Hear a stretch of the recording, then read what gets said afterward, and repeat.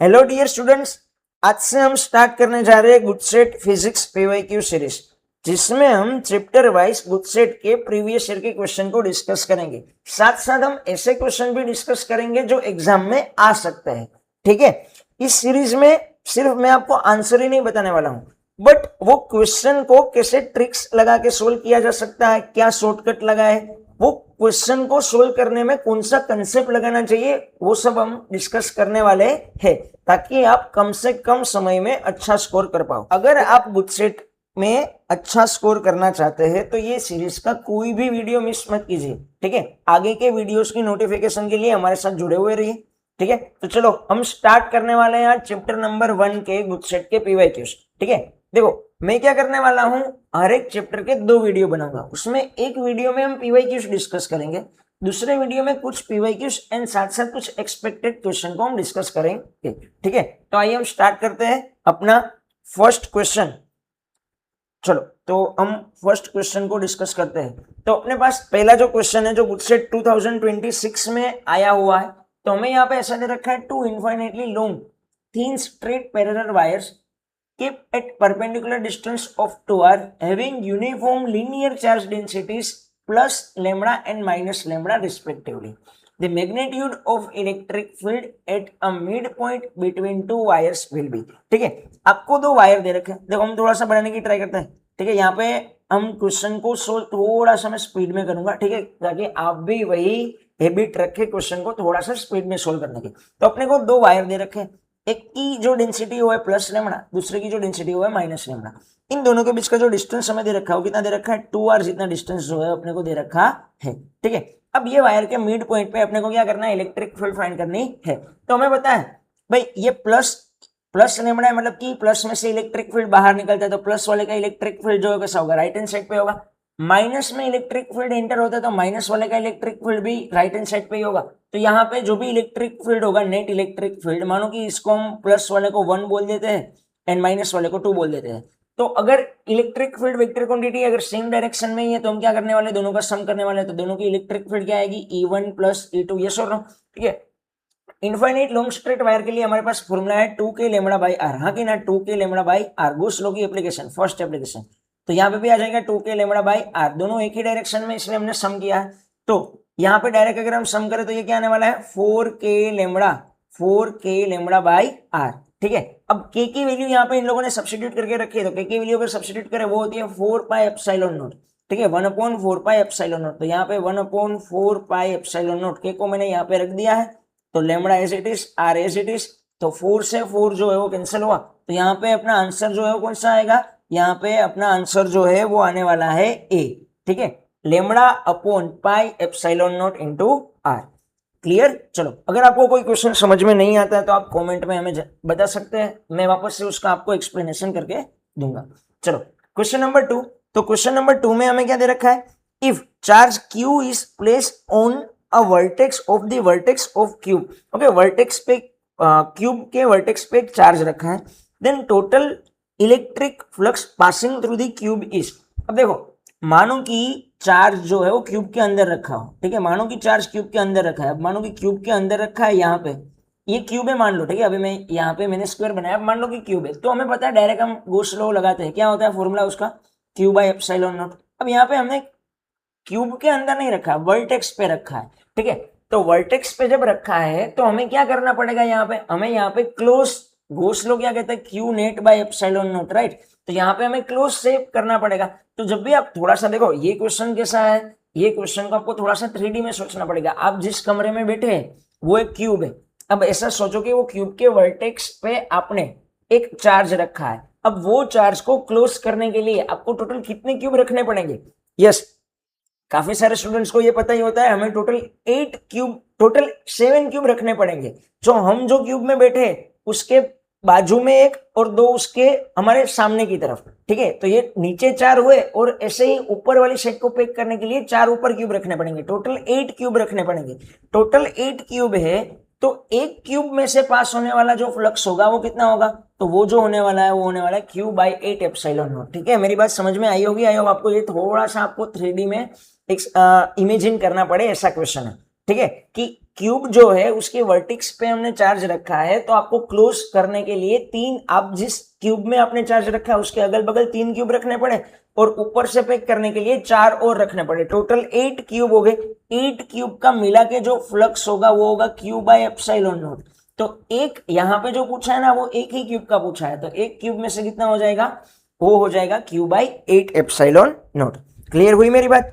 ठीक है, तो यहाँ पे अपना आंसर जो है वो आएगा बी। चलो नेक्स्ट क्वेश्चन। ये क्वेश्चन भी 2026 में आया हुआ था। ठीक है, वापस से 2026 में आया हुआ क्वेश्चन, और इस टाइप के बड़े फेमस क्वेश्चन होते हैं जो हमारी बोर्ड की एग्जाम में भी हमें देखने को मिलते हैं। हमें यहाँ पे एक प्रोटॉन एंड अल्फा पार्टिकल दे रखा है। ठीक है, are placed in uniform electric field, acceleration produced in them are AP and A alpha respectively, then AP ratio A alpha will be। देखो ये क्वेश्चन ना बार बार पूछे जाते हैं, बोर्ड के एग्जाम में भी पूछे जाते हैं। थोड़ा सा मैं यहाँ पे आपको कंसेप्ट समझाता हूँ। पहले तो प्रोटॉन, प्रोटॉन मतलब क्या होता है? प्रोटॉन मतलब आप हाइड्रोजन को कंसिडर कर सकते हो, ठीक है, as a proton. And alpha particle यानी हीलियम न्यूक्लियस हुआ, प्रोटॉन यानी हाइड्रोजन न्यूक्लियस हुआ। यस और नो? तो हमें पता है कि भाई हाइड्रोजन मतलब हम ऐसा लिखते हैं ना 1H1, एंड हीलियम मतलब यानी हम क्या लिखते हैं 2He4। यस और नो? तो यहाँ पे ना आप थोड़ा सा ध्यान से देखोगे तो आपको आइडिया आएगा, जो भी हीलियम का चार्ज होता है ना, हीलियम का चार्ज वो डबल होता है हाइड्रोजन के चार्ज से। हाँ कि ना? हीलियम का जो चार्ज है वो हाइड्रोजन के चार्ज से कैसा है? डबल। यहाँ पे 1 है, एक ही प्रोटॉन है, इसके पास 2 प्रोटॉन है। ठीक है, तो हीलियम का जो चार्ज है वो हाइड्रोजन के चार्ज से डबल है। साथ साथ अगर मैं मास की बात करूं तो हीलियम का जो मास है वो हाइड्रोजन के मास के 4 टाइम्स है। देखो, हाँ कि ना? क्या मेरी बात समझ में आई? ऊपर मास होता है पता ना, तो ये हाइड्रोजन का मास 1 है, हीलियम का 4 है। तो हीलियम का चार्ज जो है वो हाइड्रोजन से डबल होता है, एंड हीलियम का मास जो है वो हाइड्रोजन से कितना होता है? 4 टाइम्स होता है। ये कंसेप्ट को आपको याद रखना है, इस टाइप के कोई भी क्वेश्चन को आप इजीली सोल्व कर पाओगे। ठीक है, अब हमें यहाँ पे एक्सेलरेशन पूछा, तो हमें पता है फोर्स का जो फॉर्मूला होता है वो क्या होता है? F is equal to QE होता है, राइट? तो हमें यहाँ पे एक्सेलरेशन करना हो तो F इज इक्वल टू हम MAB लिख सकते हैं, तो MA लिखा तो ये आया QE। यस और नो? ठीक है, तो यहाँ पे एक्सेलरेशन का फॉर्मूला क्या आएगा? Acceleration is QE by M। ठीक है, हमें यहाँ पे क्या करना है? रेशियो लेना है। अब दोनों को आपने यूनिफॉर्म इलेक्ट्रिक फील्ड में रखा है, तो दोनों की इलेक्ट्रिक फील्ड तो सीधी सी बात है सेम होगी। तो अगर मैं यहाँ पे रेशियो लू तो proton divide by alpha particle के एक्सेलरेशन का मैं रेशियो लेता हूं, तो यहाँ पे प्रोटॉन का चार्ज आएगा, यहाँ पे इलेक्ट्रिक फील्ड तो दोनों का सेम ही है, और मास भी किसका आएगा? प्रोटॉन का ही आएगा। अब अल्फा पार्टिकल के लिए लिखो तो अल्फा पार्टिकल का यहाँ पे चार्ज आएगा, अल्फा पार्टिकल की इलेक्ट्रिक फील्ड आएगी, डिनोमिनेटर का डिनोमिनेटर डायरेक्ट मैं ऊपर भेज देता हूँ, ये आ जाएगा M अल्फा। ठीक है, तो यहाँ पे ई से ई कैंसिल हुआ। अब यहाँ पे ना हम सिर्फ वैल्यू को सब्स्टिट्यूट करेंगे। देखो P यानी प्रोटॉन, ठीक है, तो यहाँ पे मैंने हीलियम लिखा है, यहाँ पे मैंने हाइड्रोजन लिखा है। ये हीलियम यानी क्या हुआ आपका? अल्फा पार्टिकल, तो मैं ऐसा भी लिख सकता हूँ ना 2QP, और यहाँ पे मैं ऐसा लिख सकता हूँ MHE लिखा है, वहां पे मैं M alpha is equal to 4MP ऐसा लिख सकता हूँ ना मैं। ठीक है, मैं पहले मैंने हाइड्रोजन एंड हीलियम के टर्म में लिखा था, अब मैं अल्फा पार्टिकल एंड प्रोटॉन के टर्म में लिखता हूँ। तो QP में एज इट इज रखता हूँ, M अल्फा की वैल्यू जो है मेरे पास वो है 4MP। यस और नो? ऐसा ही MP की जो वैल्यू है, MP को मैं एज इट इज रखता हूँ ऊपर ऊपर से कैंसिल करने के लिए, एंड मेरे पास Q अल्फा जो है उसकी वैल्यू है 2QP। अगर मैं इसको कैंसिल करूं तो यहाँ पे QP कैंसिल हुआ, MP कैंसिल हुआ, और 2 से 2 कैंसिल करोगे तो आएगा यहाँ पे मतलब 2 2 जा 4 हो जाएगा। तो अपना आंसर क्या है? 2/1। तो अगर फाइनल आंसर इज 2:1, तो यहाँ पे फाइनल आंसर जो है वो होगा C 2:1। क्लियर? चलो आप साथ साथ नोट भी करते जाना, ठीक है, तो आपको आइडिया आए साथ साथ में। चलो अब नेक्स्ट क्वेश्चन। तो नेक्स्ट क्वेश्चन में हमें यहाँ पे ऐसा पूछा है, in the absence of gravity a charge Q and mass 2m is placed stationary in uniform electric field of intensity E.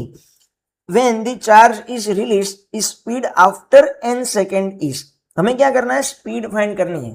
ठीक है, तो देखो यहाँ पे मैं देख सकता हूँ ना, तो यहाँ पे मुझे तो QE सभी ऑप्शन में दे रखा है। QE मतलब क्या होता है? फोर्स होता है, डिवाइड बाई M किया है। ठीक है, तो अभी जस्ट हमने एक फॉर्मूला लिखा था, अगर आपको पता हो तो F इज इक्वल टू क्या होता है? QE होता है। ठीक है, यहाँ से मैं स्टार्ट कर रहा हूँ। F इज इक्वल टू होता है QE, F is equal to होता है QE। यहाँ पे सभी में मास है, तो मास के लिए मैं क्या करूंगा? MA कर दूंगा, तभी मुझे मास आएगा। तो क्यू ई ऐसा आया। अभी अभी जो हमने डिस्कस किया था एक्सेलरेशन, क्या होता है क्यू ई बाई एम, तो एक्सेलरेशन आ गया क्यू ई बाई एम। हमें यहाँ पे एक्सेलरेशन नहीं पूछा, हमें यहाँ पे क्या पूछा है, स्पीड पूछा है। ठीक है, तो आपको एक चीज पता होगी, एक्सेलरेशन का कौन सा फॉर्मूला ऐसा होता है जो स्पीड है, yes, acceleration is equal to speed upon time, ऐसा लिख सकते हैं ना। तो यहाँ पे v इज इक्वल टू क्या आ जाएगा, a इंटू टी, यस और नो। a की वैल्यू तो हमें दे रखी है, क्या दे रखी है, क्यू ई बाई, अब यहाँ पे m नहीं है फ्रेंड्स, देखना ध्यान से, 2m है, तो यहाँ पे मैं 2m करूंगा। ठीक है, गड़बड़ नहीं करना यहाँ पे। और टाइम कितना दे रखा है, टाइम हमें दे रखा है n सेकेंड, तो q e n by 2m। कौन सा ऑप्शन आपको ऐसा दिख रहा है, यस, ऑप्शन नंबर सी जो है वो Q e n by 2m। तो ये क्वेश्चन का ऑप्शन जो है वो आएगा सी। क्लियर, चलो अभी नेक्स्ट क्वेश्चन को देखते हैं।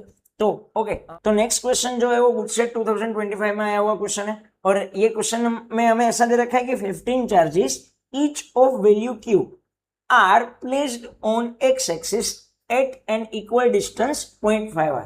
The maximum electric flux associated with this spherical closed surface of radius 1.5 r in which one of the charges at the center is. Okay, तो हमें यहाँ पे मैक्सिमम फ्लक्स जो है ना वो फाइंड करना है, ये वर्ड को समझना पड़ेगा अच्छे से। ठीक है, ये क्या बोला है यहाँ पे, मैक्सिमम इलेक्ट्रिक फ्लक्स। देखो ये एक अच्छा क्वेश्चन है, ठीक है, मैं इसको एक अच्छा क्वेश्चन मानता हूँ। देखो पहले तो हमें यहाँ पे कितने चार्जेस दे रखे हैं, 15 चार्जेस दे रखे हैं, तो ऐसे लाइन में जो है वो आपको 15 चार्जेस दे रखे हैं। ठीक है, मानो कि यहाँ पे एक्स एक्सिस का 0 है। ठीक है, तो यहाँ पे एक 0.5 मीटर पे 0.5 आर पे आपको एक चार्ज दे रखा है।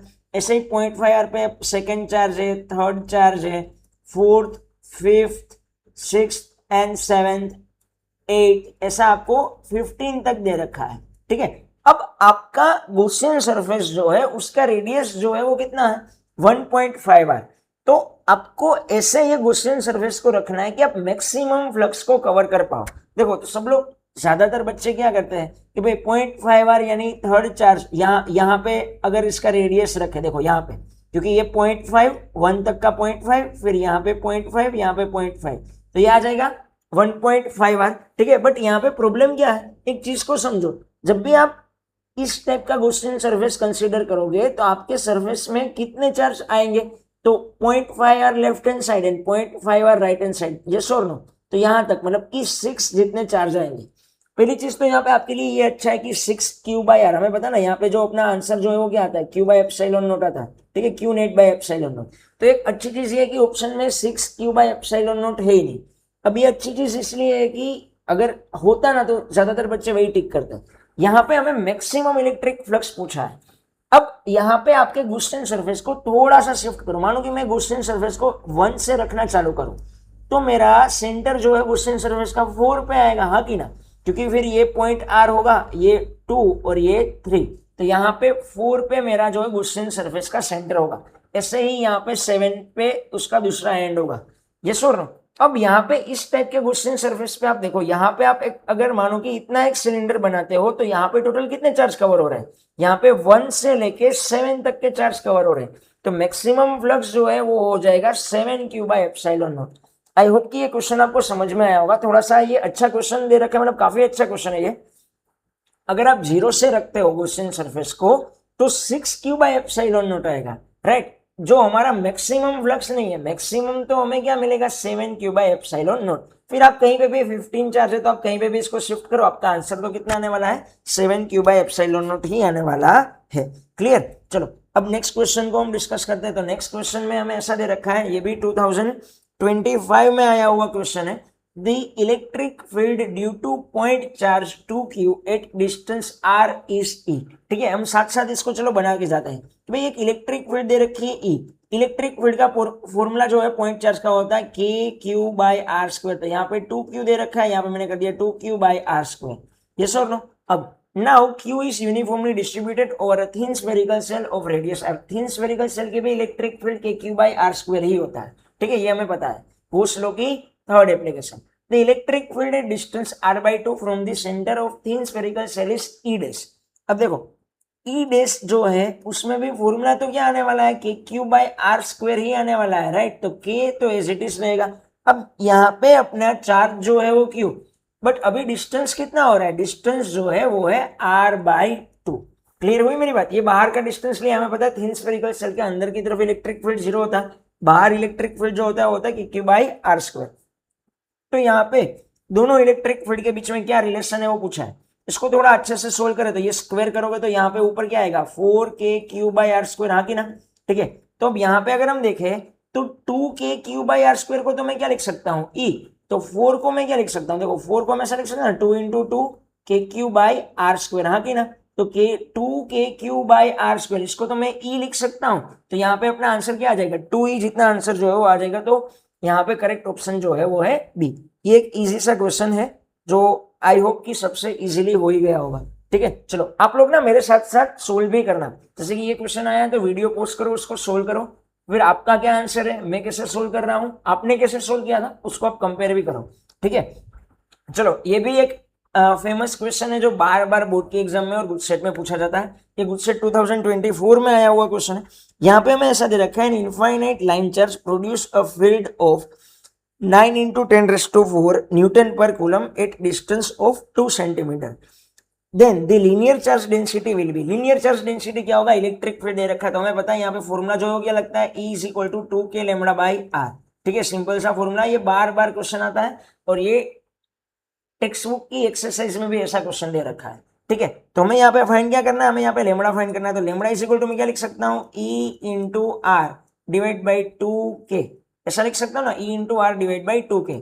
तो E आपको दे रखा है 9 इंटू 10⁴, आर की वैल्यू है 2 सेंटीमीटर, तो ये आ जाएगा 2 इंटू 10⁻²-2, 2 तो 2 ही रहेगा। और यहाँ पे k जो है वो कितना है, k जो है वो है 9 इंटू 10⁹, तो 9 से 9 कट हुआ, 2 से 2 कट हुआ।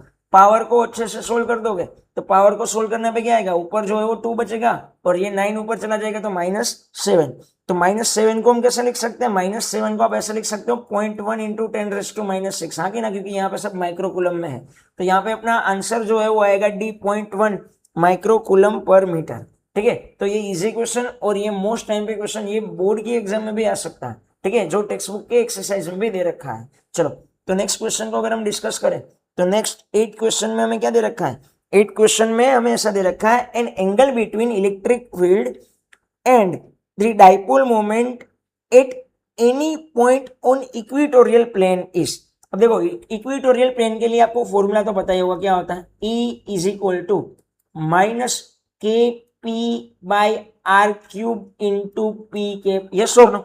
ठीक है, ये डायरेक्ट फॉर्मूला होता है कि नहीं होता, हमें पता है। अब ये माइनस क्यों आया होगा, माइनस इसलिए आया कि dipole moment and electric field जो है कैसे डायरेक्शन में, ऑपोजिट डायरेक्शन में। तो जब भी कोई दो क्वांटिटी ऑपोजिट डायरेक्शन में, एक ऐसे और एक ऐसे, तो यहाँ पे एंगल कितना बनेगा, एंगल जो है बनेगा 180। क्लियर, ये टेक्स्ट बुक के डेरिवेशन से आप इसको इजीली समझ सकते हो। चलो नेक्स्ट क्वेश्चन, तो नेक्स्ट क्वेश्चन जो है वो 2023 में गुजसेट की एग्जाम में आया हुआ है और एकदम इजी सा क्वेश्चन है। Polythene piece rubbed with wool is found to have a negative charge of 3.52 into 10⁻⁻7 coulomb. What is the number of electron transfer? Number of electron find करने हैं और चार्ज दे रखा है। तो Q इज इक्वल टू क्या होता है, हमें पता है N इंटू E होता है, ये सर नो। ठीक है, तो हमें N की वैल्यू फाइंड करनी है तो N इज इक्वल टू क्या आ जाएगा, Q बाई E। तो Q हमें दे रखा है 3.52 इंटू 10⁻⁻7 एंड E की जो वैल्यू होती है वो कितनी होती है, 1.6 इंटू 10⁻⁻19, हाँ कि ना। ठीक है, तो यहाँ पे ये तो 10⁻12 कॉमन ही है, इसको ऊपर ले लोगे तो आपका आंसर क्या आएगा, 10⁻12 हो जाएगा, 19 को ऊपर ले लोगे तो ये सर नो। ठीक है, अब यहाँ पे डायरेक्ट कैलकुलेटर की जरूरत नहीं पड़ती है, 16 2 जा कितना होता है 32, तो 2 पॉइंट समथिंग आंसर आया, 2 पॉइंट समथिंग एक ही है बी।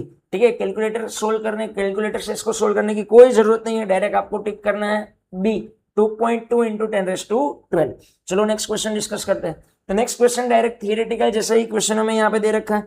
हमें यहाँ पे 3 फिगर दे रखी है, figure shows the electric field lines of 4 charges A, B, C and D, which charge has maximum magnitude. कौन से चार्ज के पास ज्यादा मैग्नीट्यूड, देखो सिंपल सी चीज बता देता हूँ, जिसके पास ज्यादा फील्ड लाइन उसके पास ज्यादा मैग्नीट्यूड। A के पास कितनी फील्ड लाइन है 6, B के पास कितनी है 6 एंड 1 7, C के पास 7 तो है बट प्लस में एडिशनल में कुछ 7 है, तो C के पास मुझे सबसे ज्यादा फील्ड लाइन दिख रही है, D के पास भी सिर्फ 5 ही है। ठीक है, जितनी ज्यादा फील्ड लाइन इतना ज्यादा मैग्नीट्यूड, तो यहाँ पे डायरेक्ट आंसर आएगा, आंसर जो है वो आएगा बी, जितनी ज्यादा फील्ड लाइन होगी उतना उसके पास फील्ड का जो मैग्नीट्यूड है वो कैसा होगा, ज्यादा होगा। ठीक है, चलो क्वेश्चन नंबर 11, तो क्वेश्चन नंबर 11 में हमें क्या दे रखा है, ये भी एक फेमस क्वेश्चन है, ठीक है, बार बार बोर्ड की एग्जाम में गुड सेट में आता है। क्या दे रखा है, consider a uniform electric field 3 into 10⁻³ coulomb Newton per coulomb, okay, Newton per coulomb. और यहाँ पे ना ध्यान रखने वाली बात है, ये के कैप, ठीक है, के कैप मतलब कि जेड डायरेक्शन में है।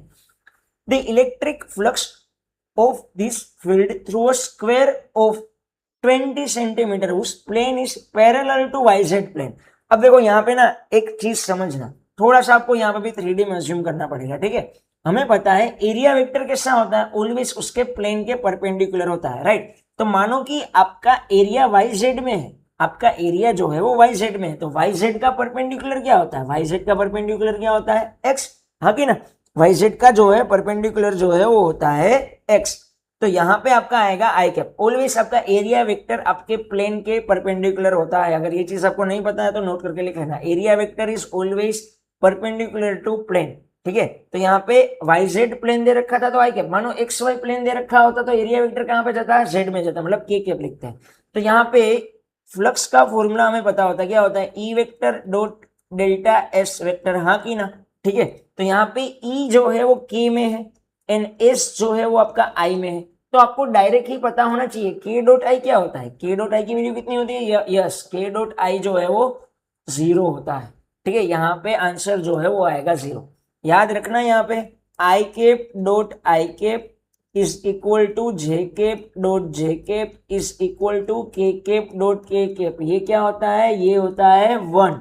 एंड अगर मानो कि आया है आई कैप डॉट जे कैप या तो जे कैप डॉट के कैप, ये ऐसा कुछ भी आया है, ठीक है, अलग अलग आया है, तो आंसर कितना आ जाता है 0। ऐसा क्यों होता है, देखो कई सारे बच्चे ना भूल जाते, तो मैं आपको बताता हूँ। आई कैप डॉट आई कैप मतलब क्या होता है, एक ही डायरेक्शन हुई ना, एक ही डायरेक्शन में आपका एंगल कितना बनता है, एक ही डायरेक्शन में आपका एंगल जो 0 बनता है। अब हमें पता है डॉट प्रोडक्ट में क्या आता है, डॉट प्रोडक्ट में कोस आता है, कोस 0 की वैल्यू 1 होती है, तो वो 1 हो जाता है। अब आपने आई कैप डॉट जे कैप किया या जे कैप डॉट के कैप किया, जे कैप डॉट आई कैप किया, वहां पे एंगल कितना बनता है, एंगल बनता है 90 का। डॉट प्रोडक्ट में 90 यानी कोस आता है, कोस 90 जो है वो 0 होता है, तो डायरेक्ट यहाँ पे आंसर आ जाएगा आपका 0, ठीक है। तो यहाँ पे ये आपको याद रखना है, मतलब समझ के याद रखना है कि आई कैप डॉट आई कैप जो है ये सब 1 होते हैं। एंड अगर आप 90 डिग्री के एंगल के साथ यूनिट वेक्टर लेते हो i cap dot j cap dot k cap, तो ये क्या होते हैं, 0 होते हैं। तो यहाँ पे आपका डायरेक्ट आंसर जो है वो क्या आ जाएगा, 0। चलो नेक्स्ट क्वेश्चन।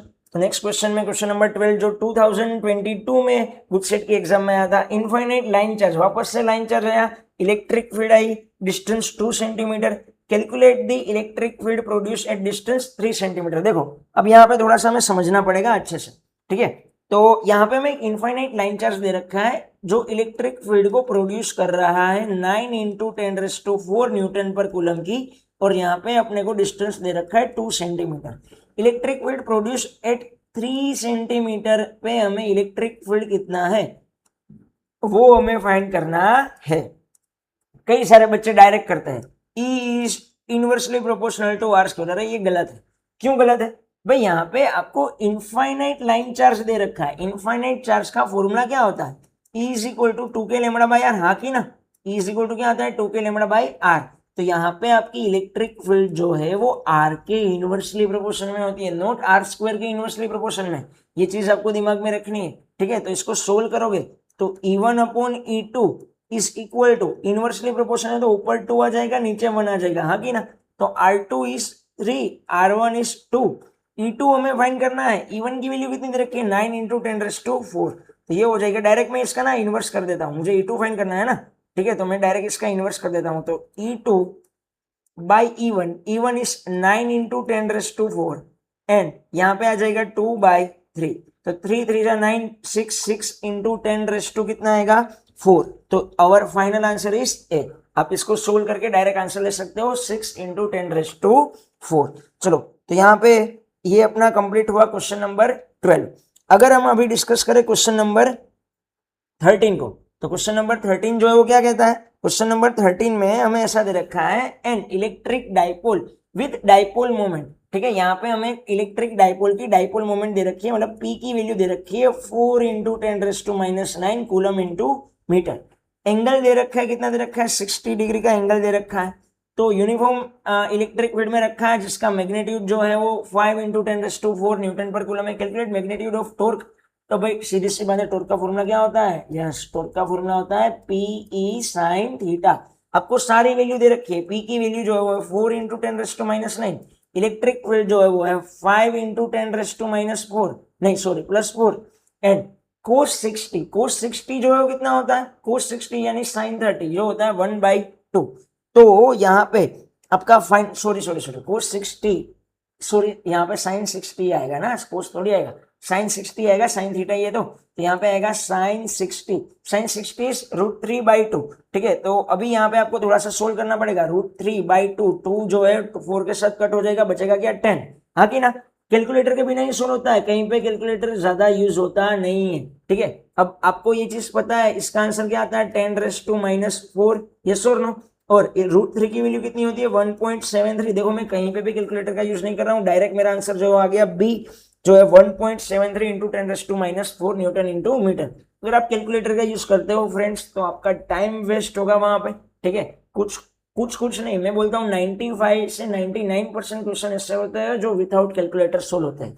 अगर आप कैलकुलेटर यूज करते हो तो आपका टाइम ज्यादा वहां पे वेस्ट हो जाता है, अब बाकी के क्वेश्चन करने में टाइम छूट जाता है। ठीक है, फिर चलो क्वेश्चन नंबर 14, काफी फेमस क्वेश्चन है और इस टाइप के क्वेश्चन जो है वो बार बार बोर्ड की एग्जाम में गुजसेट में पूछे जाते हैं इस टाइप के भी।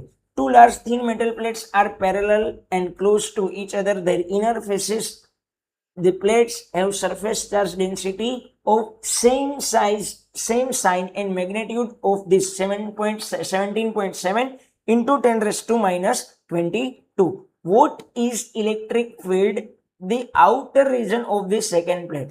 देखो दो प्लेट दे रखी है ऐसे आपको। ठीक है, बड़े फेमस क्वेश्चन है ये भी। ठीक है, दो ऐसे आपको प्लेट दे रखी है। चलो ये एक प्लेट है, अच्छे से ड्राइंग नहीं हो रहा है, कोई बात नहीं, आपको भी ड्राइंग से कोई मतलब नहीं रखना है। ठीक है, आपको ये क्वेश्चन का कंसेप्ट जो है वो समझना है। तो ये एक पहली प्लेट है, मानो कि ये दूसरी प्लेट है। अब दूसरी प्लेट के बाहर आपको इलेक्ट्रिक फील्ड फाइंड करना है। ये पहली प्लेट है जिसका प्लस सिग्मा है, दूसरी का भी प्लस सिग्मा है, दूसरी के बाहर आपको इलेक्ट्रिक फील्ड फाइंड करना है। तो दोनों का डायरेक्शन पता होना चाहिए। देखो दोनों ही पॉजिटिव प्लेट है, दोनों का इलेक्ट्रिक फील्ड बाहर ही निकलने वाला है ना, तो दोनों फील्ड एक ही डायरेक्शन में है।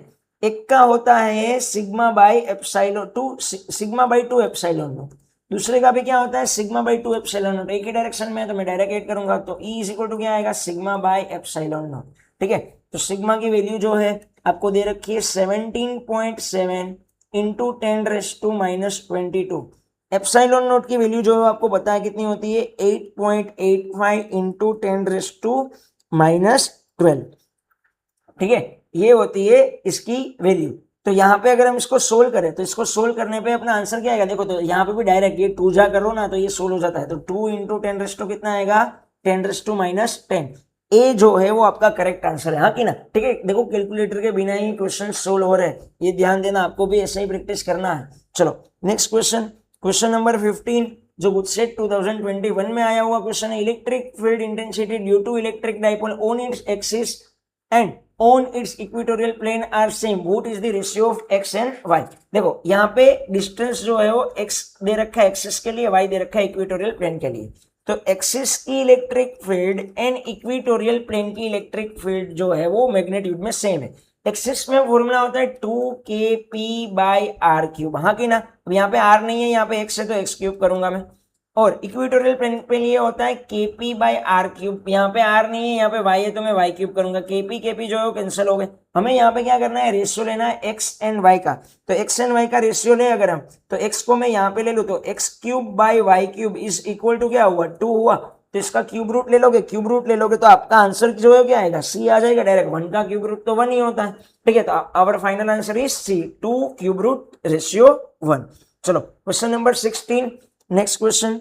तो ये क्वेश्चन में हमें क्या दे रखा है? ये भी एक इजी सा क्वेश्चन है। So the following figure, text book के एग्जांपल जैसा ये क्वेश्चन है। ठीक है, 4th या तो 5th एग्जांपल इसके जैसा है।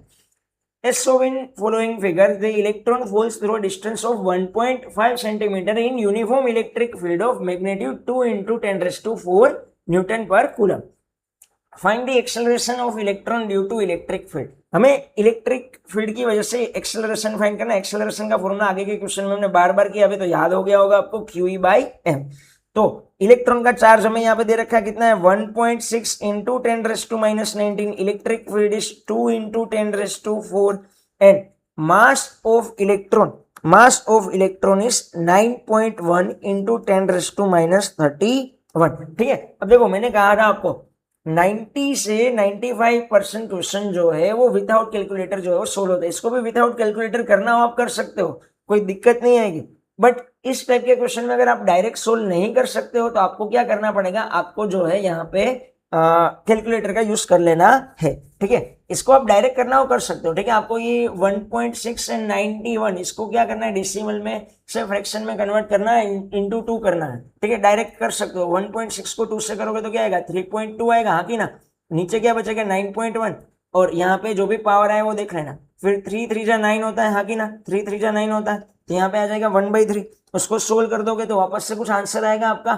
तो आप जब कैलकुलेटर से इसको सोल्व करोगे या तो इसको सोल्व करके मतलब ओरली सोल्व करोगे, सोल्व करने पे आपका फाइनल आंसर जो है वो आने वाला है 3.52। या तो दूसरी चीज, यहाँ पे एक और कंसेप्ट है, देखो आप पावर को भी यहाँ पे देख सकते हो, यहाँ पे -19 है, यहाँ पे -4 है, तो आंसर क्या आने वाला है, -15। ये और नो, इसको ऊपर लोगे तो क्या आएगा, +31।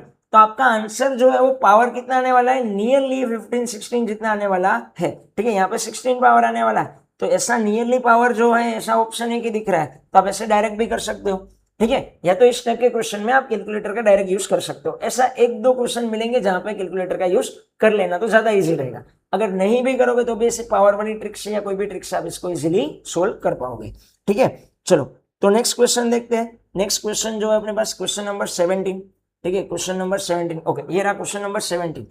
हमें यहाँ पे ऐसा दे रखा है, the charge density of uniformly charge infinite plate is sigma. एक प्लेट दे रखा है अपने को जिसका चार्ज डेंसिटी जो है वो है सिग्मा। ठीक है, सिंपल पेंडुलम। ओके, एक अच्छा क्वेश्चन आ गया ये अभी। ठीक है, एक सिंपल पेंडुलम है suspended vertically downward near it. एक सिंपल पेंडुलम को हमने वर्टिकली डाउनवर्ड इसके पास रखा है। A charge Q naught is placed on metallic bob if the angle made by string is theta with vertical direction, then sigma क्या होगा वो हमें बताना है। ठीक है, अब यहाँ पे अब देखो, यहाँ पे इसके बाजू में आप पेंडुलम को रखोगे तो सीधी सी बात है, पेंडुलम के ऊपर क्या है, कुछ चार्ज है कि नहीं। अब पेंडुलम के पास कुछ चार्ज है तो यहाँ पे क्या होगा, रिपल्सिव फोर्स लगेगा।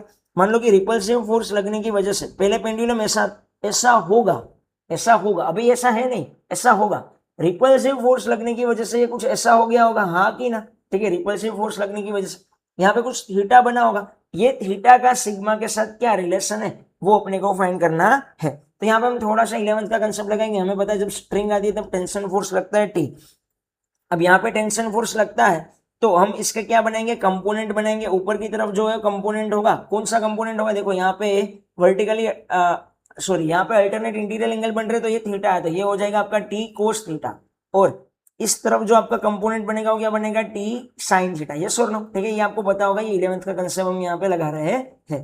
तो ये आ जाएगा टी साइन थीटा। अब हमें पता है कि टी साइन थीटा जो है वो लेफ्ट साइड है, टी कोस थीटा को बैलेंस करने वाला कौन है, mg। नीचे की तरफ mg लगता है। एंड इस तरफ राइट हैंड साइड पे क्या फोर्स लग रहा होगा, वो इलेक्ट्रोस्टैटिक फोर्स लग रहा होगा, क्यू ई नॉट। अभी रिपल्सन हुआ तभी तो वो राइट हैंड साइड पे गया। तो यहाँ पे अपने को मिला क्या, बैलेंस कंडीशन के लिए अगर हम देखें तो T cos theta is equal to क्या आया, mg। ठीक है, याद करो 11th में हम ऐसे फोर्स को कंपैरिजन करते थे। And T sine theta is equal to क्या मिला हमें, क्यू ई। अब हम क्या करते हैं, क्यू नॉट ई। इन दोनों को 10 में आंसर लाना है ना, इन दोनों को डिवाइड कर दो। इन दोनों को डिवाइड करोगे टी से टी कैंसिल हो, क्या आएगा, tan थीटा। तो यहाँ पे आएगा tan theta is equal to Q E by M G. ठीक है, अब यहाँ पे तो भाई Q E by M G जैसा कुछ दे रखा नहीं है। ठीक है, बट हमें यहाँ पे पता होना चाहिए इलेक्ट्रिक फील्ड जो होती है प्लेट की वो कितनी होती है, सिग्मा बाई एप्सिलॉन नॉट, हाँ की ना। तो tan theta is equal to क्या होगा, सिग्मा लाना तो पड़ेगा ना, क्वेश्चन में ऑप्शन में सिग्मा दे रखा है। क्यू बाई एम जी को मैं एज इट इज रखता हूँ।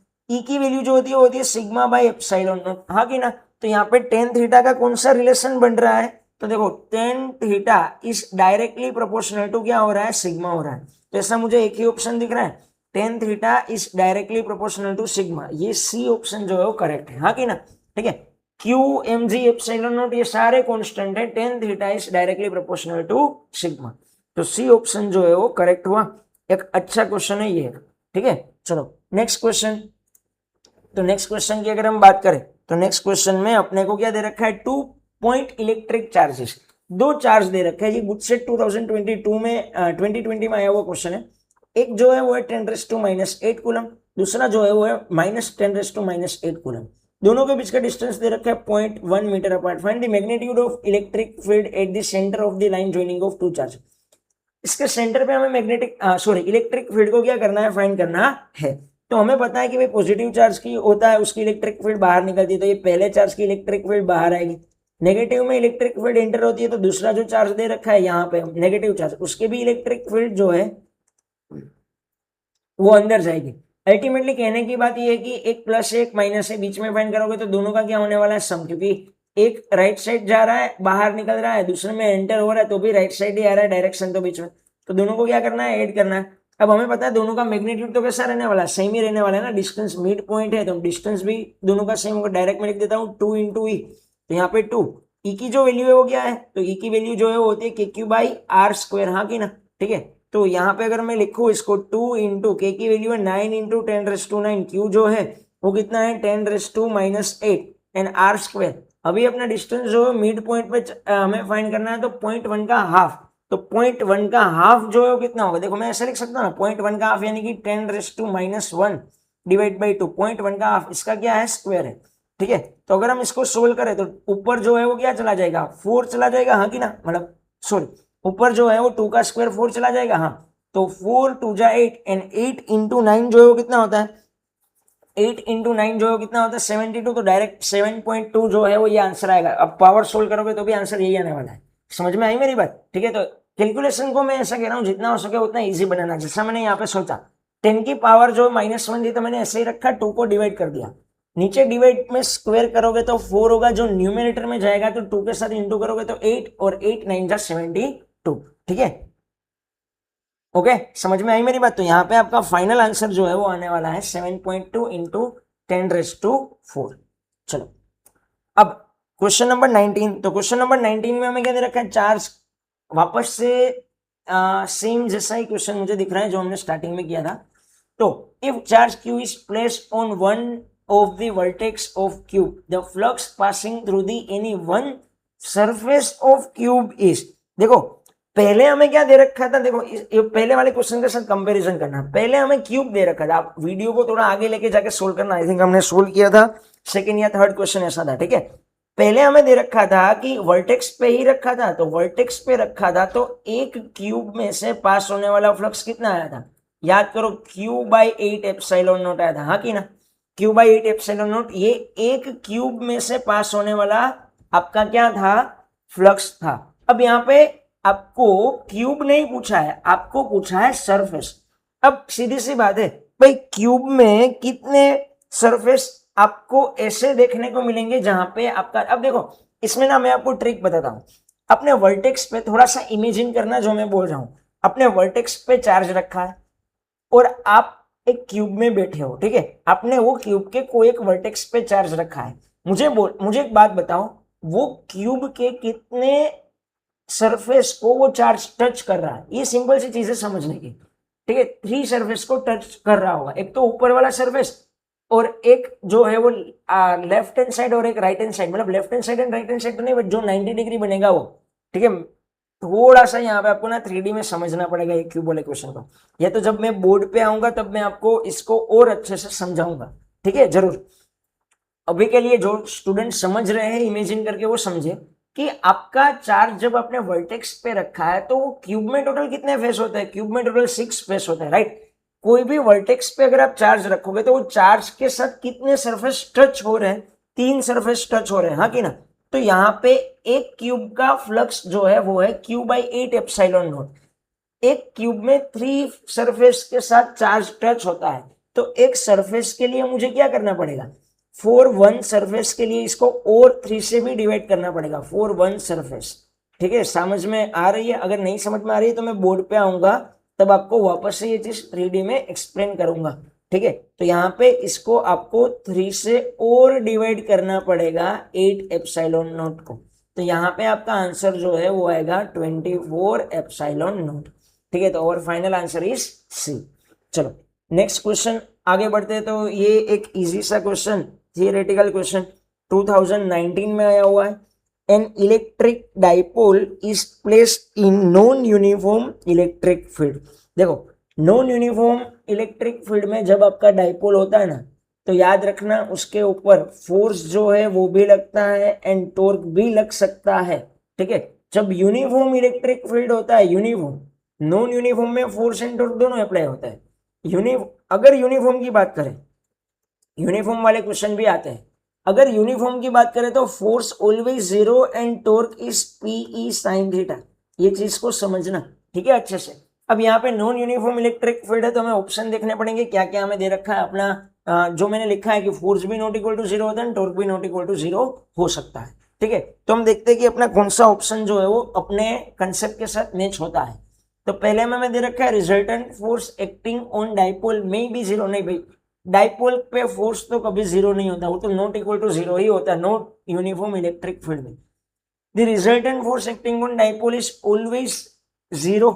ओके, तो ऑलवेज जीरो भी नहीं होता है, मे बी जीरो भी नहीं होता है। ठीक है, वो नॉट इक्वल टू जीरो ही होता है। क्लियर हुई मेरी बात? फोर्स तो लगता ही लगता है। अब टॉर्क की बात करें तो torque acting on it may be zero हो सकता है, बिकॉज टॉर्क जो है ना वो थीटा पे डिपेंड करता है। क्या always zero? No, not always zero. ठीक है, तो ऑलवेज जीरो तो नहीं होगा। Most correct answer is C, may be zero हो सकता है, जरूरी नहीं है कि जीरो ही होता है, बट इतना तो फिक्स है, फोर्स तो कभी जीरो होगा नहीं। ठीक है, तो यहाँ पे अपना फाइनल आंसर जो है होगा सी। आई होप ये 20 क्वेश्चंस आपको अच्छे से समझ में आए होंगे। ठीक है, अब नेक्स्ट चैप्टर नंबर 1 के ही क्वेश्चन हम डिस्कस करेंगे, उसमें हम कुछ एक्सपेक्टेड क्वेश्चन एंड साथ में और कुछ पीवाईक्यूज को मैं ऐड करूंगा। ठीक है, आपको कोई क्वेश्चन अगर समझ में नहीं आता है तो आप कमेंट में बता सकते हैं, मैं उसको वापस से एक्सप्लेन करूंगा। ठीक है, तो ऐसे ही नेक्स्ट वीडियो के लिए हमारे साथ जुड़े हुए रहिए। Thank you.